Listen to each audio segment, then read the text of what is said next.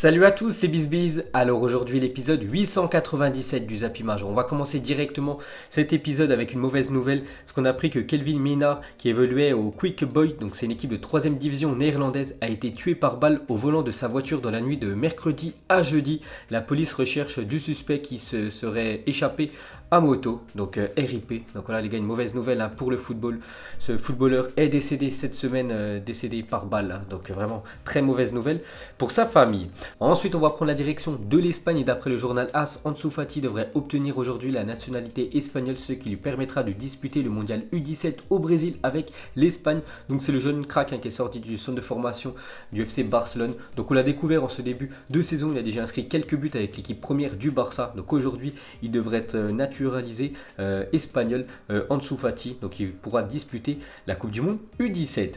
Ensuite, pour continuer avec lui, donc à l'âge de 13 ans, donc il y a seulement 3 ans, donc Ansu Fati a été victime d'une terrible fracture du tibia péroné qui l'a éloigné des terrains pendant 1 an. Malgré cette blessure, il a toujours cru et est revenu encore plus fort, a signé son premier contrat pro en juillet 2019 à 16 ans et vient de réussir des débuts de rêve avec l'équipe du FC Barcelone. Il a même été titulaire il y a quelques jours pour son premier match de Ligue des Champions contre l'équipe du Borussia Dortmund. Donc il y a quelques années quand même, il a une terrible blessure parce que fracture du tibia péroné, les gars, c'est une très grosse blessure dans le monde du football, donc il est revenu très fort. Donc maintenant à lui de faire ses preuves dans le futur.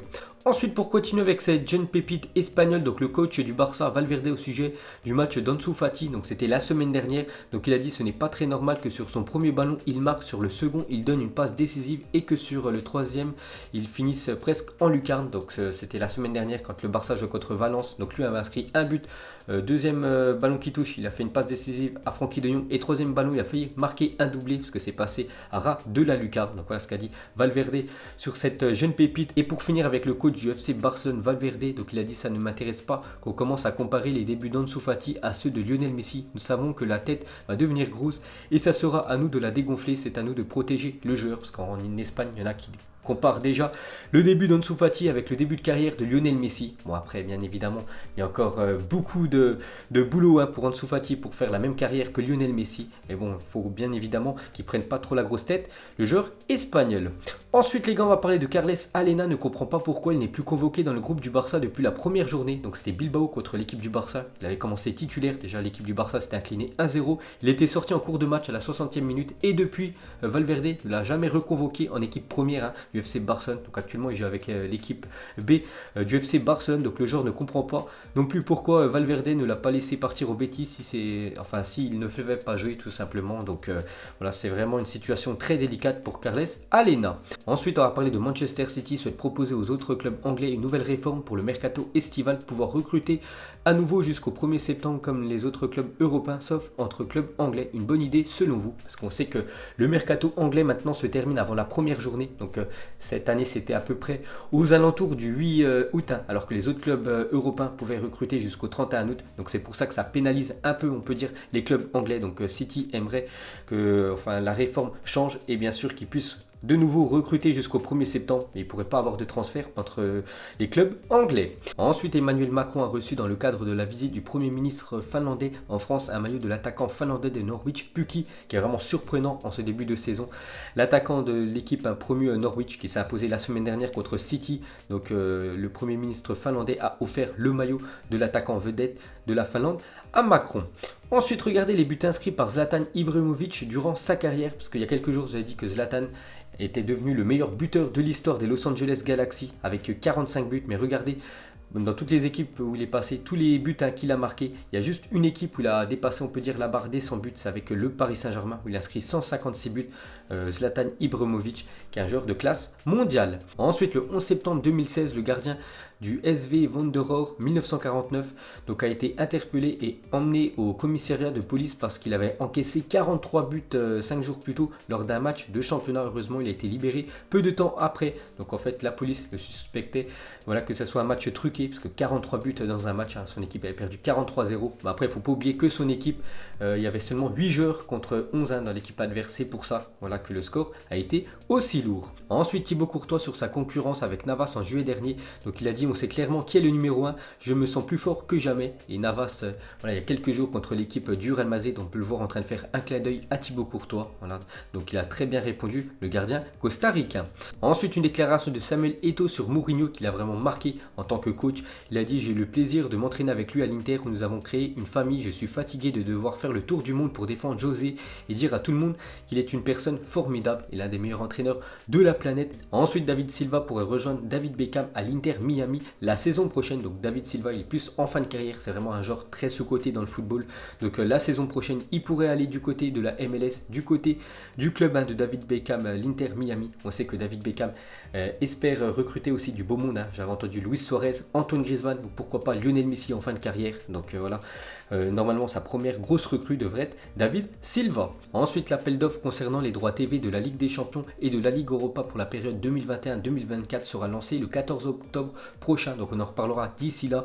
Et les droits TV avec la Ligue des Champions, ça se compte en milliards d'euros. C'est énormément d'argent. C'est pour ça que les clubs comme le Real Madrid, le Barça, le PSG, City, tout ça, les plus gros clubs de la planète, c'est le jackpot pour eux. Ils touchent beaucoup d'argent grâce aux droits TV.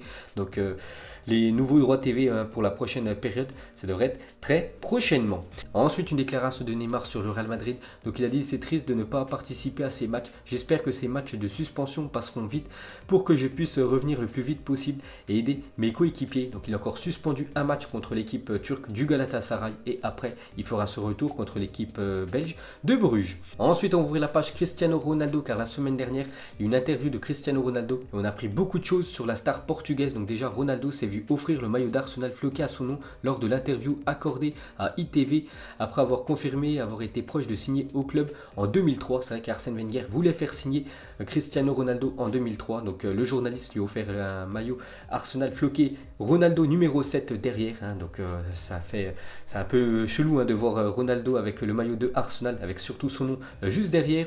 Ensuite, pour continuer avec Cristiano Ronaldo, donc il a fait quelques déclarations, on peut dire surprenantes. Donc déjà une sur Lionel Messi, son plus grand rival. Il a dit, Messi est un joueur fantastique, mais je pense avoir 6, 7 ou 8 ballons d'or et je serai au-dessus de lui. J'aimerais détenir le record de ballons d'or et je pense que je le mérite. Pour moi, je suis le numéro 1 dans l'histoire du foot. Je sais que je suis l'un des plus grands de l'histoire. Sur ma pierre tombale, j'aimerais que ce soit écrit le numéro 1 et pas le numéro 7. Il veut absolument le numéro 1. Donc voilà ce qu'a dit Cristiano Ronaldo. Donc en gros, déjà, il dit qu'il veut avoir 6, 7 ou 8 ballons d'or. Donc actuellement, il a 5 ballons d'or. Donc il espère encore, pourquoi pas, obtenir 3 ballons d'or pour Cristiano Ronaldo. Et pour lui, il le dit clairement que c'est lui le meilleur joueur de l'histoire du football. Donc après, bien sûr, chacun son point de vue. Ensuite, pour continuer avec lui, une autre déclaration, cette fois-ci sur sa jeunesse. Il a dit, quand j'avais 12 ans, j'habitais à Lisbonne avec d'autres jeunes qui venaient d'autres coins du pays. C'était difficile, on était loin de nos familles. Vers 10h, 11h, on avait faim, on habitait près d'un McDo, on demandait des hamburgers, les restes à une dame appelée Edna et à d'autres jeunes femmes. J'espère que cette interview aidera à les retrouver. J'aimerais les inviter à dîner avec moi à Turin ou à Lisbonne, leur rendre ce qu'elles m'ont donné. Je ne l'oublierai jamais. Donc il n'oublie pas d'où il vient, bien sûr, Cristiano Ronaldo. Donc avant, il galérait bien sûr à s'acheter de la nourriture parce qu'il vient d'une famille pauvre, Cristiano Ronaldo. Et en fait, il y a une dame qui s'appelait Edna, lui offrait à chaque fois des McDo. Donc il aimerait retrouver cette dame pour pouvoir dîner avec elle. Et pour finir avec la star portugaise, une dernière anecdote lors de cette interview.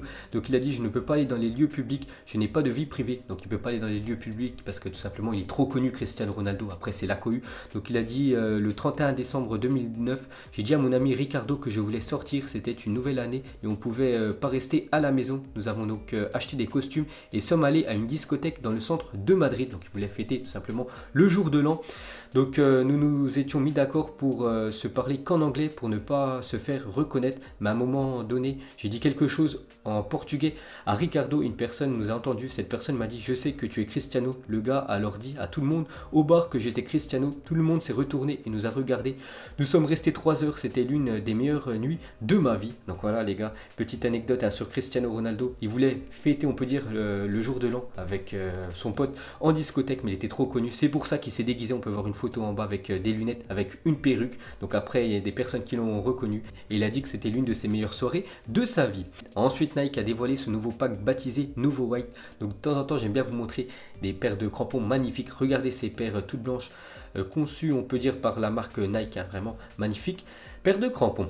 Ensuite, le Time indique que Pedros Mavroidis, l'un des enquêteurs de l'UEFA en charge du respect du fair play financier, a démissionné de ses fonctions, estimant que l'instance a été trop clémente avec le Paris Saint-Germain, en fait, qu'il n'y a pas eu des trop grosses sanctions avec le PSG. Donc lui n'a pas pu supporter ça, donc il a préféré démissionner, on peut dire, de son poste à l'UEFA. Ensuite, lors de la vente d'Agüero à Manchester City, l'Atlético Madrid a signé une clause leur permettant de récupérer 250 000 euros à chaque fois qu'Agüero marque 15 buts avec Manchester City. Le problème, c'est qu'il a marqué beaucoup de buts, je crois qu'il a plus de 200 buts avec l'équipe de Manchester City, je crois que c'est le meilleur buteur de l'histoire des Citizens.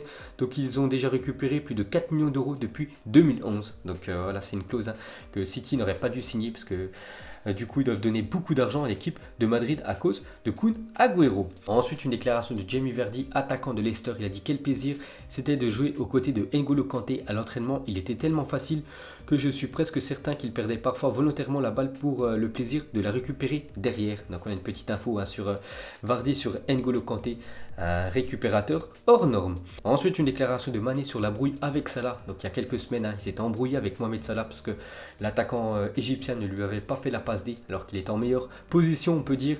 Donc il faut savoir se dire les choses, je ne le critique pas car ça m'arrive aussi parfois de ne pas faire la passe. Aujourd'hui on s'est réconcilié et on est redevenu bons amis comme avant. Donc on peut voir que ça va très bien entre le Sénégalais et l'Égyptien. Ensuite, le journal Sport rapporte que l'ancien gardien barcelonais et actuel entraîneur des U19 du FC Barcelone, Victor Valdés, s'est fait expulser par l'arbitre lors de son premier match de championnat sur le banc. Donc actuellement il passe ses diplômes pour devenir entraîneur. Donc c'est l'entraîneur des U19 du FC Barcelone et en fait il a insulté l'arbitre de la rencontre. Donc prochain match pour lui, ça sera en tribune. Ensuite, une déclaration de Arsène Wenger, il a dit j'aime bien Salah et Mané, mais vous oubliez que Firmino est l'homme qui se sacrifie, qui travaille pour l'équipe, travaille pour tout le monde et les fait briller. C'est difficile à imaginer trouver un attaquant qui est généreux. Donc c'est vrai que Firmino il me fait penser un petit peu à Benzema quand Benzema était associé à Cristiano Ronaldo. Pourtant Benzema jouait numéro 9, il faisait souvent les passes D pour Cristiano Ronaldo et c'est la même chose pour Firmino qui fait souvent les passes D, on peut dire pour Salah ou Mané qui est juste à côté de lui. Pourtant Firmino joue numéro 9. Et pour finir ce Zap Image, les gars, on va terminer avec le choc ce soir en Ligue 1. Donc Lyon joue contre l'équipe du Paris Saint-Germain. Donc mettez-moi un prono en commentaire. Donc moi je vois une victoire du Paris Saint-Germain. Et je vais dire 3-1 pour l'équipe du PSG. Donc voilà les gars, la fin de Zap Image 897. Donc si ça vous a plu, un petit like et je vous ferai l'épisode 898 demain. Donc moi je vous laisse et je vous dis à la prochaine comme d'habitude. Ciao à tous.